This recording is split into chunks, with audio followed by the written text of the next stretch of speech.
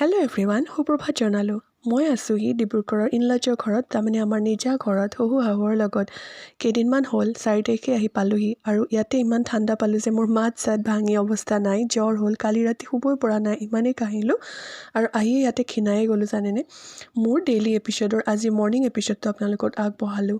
এতিয়া ওলাইছোঁ মই ডক্টৰৰ ওচৰত এবাৰ চেকআপ এটা কৰি আহোঁ, ইমানেই মাত ভাঙি গৈছে আৰু ক্ষীণাই গৈছোঁ আৰু খাবও ভালকৈ মন নোযোৱা হৈছে। আৰু লগতে মই কেইটামান সৰু সুৰা শ্বপিঙো আছে, তাকো কৰিম।